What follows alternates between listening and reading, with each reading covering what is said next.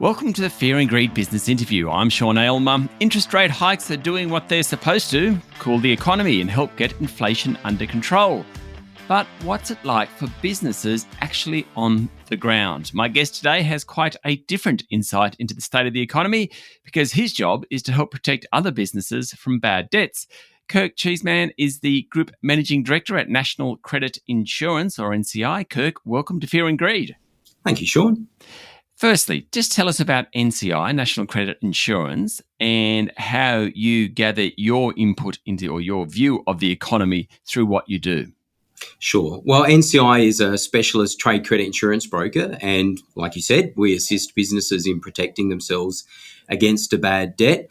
But with that, it comes with a lot of good intel and information that we receive on overdue amounts, if businesses are paying on time, repayment plans, insolvencies, collection actions. And with that data, we can form a good view of how businesses are travelling on the ground in the trade credit arena. Okay, so with that in mind and the macroeconomic backdrop that we've seen over the last week, we've had a slower retail numbers, we've had inflation coming off, certainly job losses, or at least the unemployment rate is still relatively low, so let's not overstate that, but certainly the labour market's slowing. That's a macro picture. Kirk, what are you seeing? What do you think's happening on the ground? Well, personally, I still think we're in a washout phase from the pandemic period. So if I first take you back to March 2020, when that occurred, everybody thought every business in Australia was going to go broke with lockdowns and not being able to operate in a perfect world. So there was a lot of concern about businesses and their ability to pay. And of course, we had businesses go broke like Virgin and entertainment businesses. Food and restaurants were really struggling through that lockdown period. But then the government rode in on their horse and were the white knight for that famous word stimulus, and they put lots of money into the economy. JobKeeper, JobSeeker, Home Builder, which created, unfortunately, a good element for businesses, but it did create a false economy, which we're paying for now. So when you say washout, what we're seeing is not necessarily a reflection of exactly what's happening today. It's actually a reflection of what's happened in the last 4 years or so.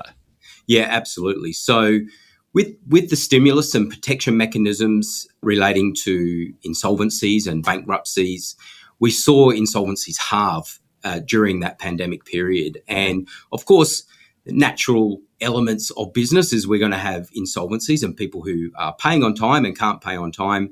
And that essentially ceased during 20 and 21. So at the back end of 22, we saw businesses starting to struggle. And of course, all those elements you talked about, cost elements, inflation, labour shortages, increasing costs, it all played a part in all of a sudden having all this extra cash through the stimulus to not having that. And that's now flowing through and washing out. So we're seeing businesses like Godfrey's become insolvent, and that's due to, during lockdowns, people bought lots of kettles and toasters and coffee machines, and now they don't need them. So we're seeing that wash through the economy, and now we're seeing insolvencies back to normal levels or even higher than normal levels, and also a lot of stress in the business world because collection actions and ATO requesting for taxes to be paid back now is really putting the heat on. Okay. Are there any particular sectors that you can highlight? You just talked about Godfrey's, the vacuum cleaner retailer, which has gone into voluntary administration, and some of the stores are expected to shut in the next week or so. Is it those goods style companies that are struggling more than services, or what's the temperature there? Yeah, we typically see the leaders of the insolvencies relating around the building construction sector. And of course, with Home Builder, there was this massive upflow of building approvals. Then the builders had a lot of issues because of labour costs and delays in supplies. So that's washing through now. So the building and construction industry typically lead the way when we see actions or problems with insolvencies. And with consumer spend slowing, like you mentioned, yes, we're starting to see the retailers undertaking some pressure. And even in the finance world where people were funding elements or cash flow, we're starting to see labour hire, we're starting to see issues in those sectors also. Stay with me, Kirk. We'll be back in a minute.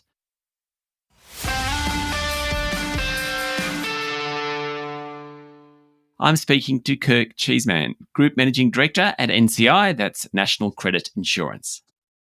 Are there any sectors that have sort of gone through it and come out of it and looking better? Yeah, absolutely. We had many clients who, like I said, in March 2020 went, oh my God, this is going to be a real problem. And then actually they had high demand, price increases. So they saw activity and turnovers increase. That built up their cash flow. People working from home, the tech or IT laptops were bought at a high rate. So there was this massive spike of demand, and those businesses did extremely well. Now we're seeing that soften, those sectors, and that's where, they don't have the same level of cash flow. So they're having to adjust to this washout period that's different from when they had that demand and some support mechanisms from the government. When do you think we get back to normal, if there is such a thing as normal?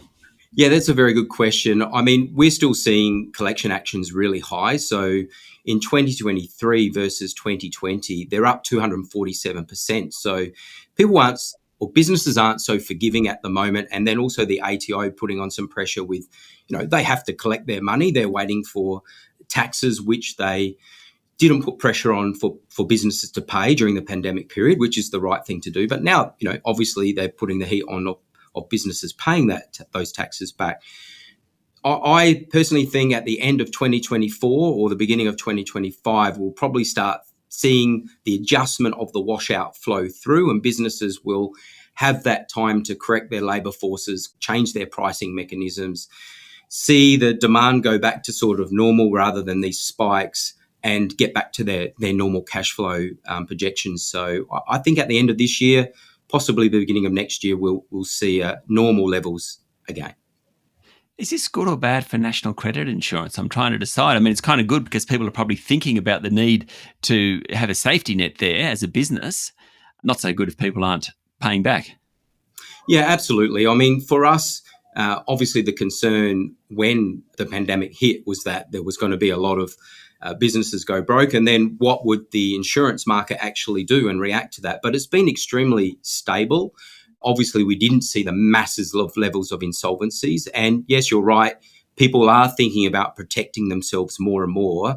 In Europe, this product is used a lot.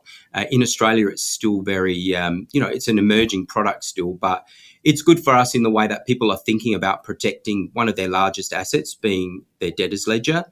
But also it's a great tool for growth as well. So if people are looking to deal with more customers or look at new zones or new products, they can use this as getting more credit enabled to expand their businesses. So it can work both ways, both as a protection mechanism and to grow their business. Kirk, I've understood everything you've said until that very last bit. To grow their businesses, is this because their debtors are insured? So their lenders look at that and say, hey, they're going to get guaranteed to get X in the dollar or whatever it is. Therefore, we'll lend them more money. Is that kind of how that works?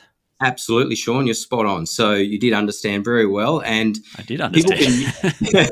People can use their debtors ledger as a securitization tool and go to their banks and say, yeah, of course. Hey, you become a secured party to our debtors ledger. It's insured.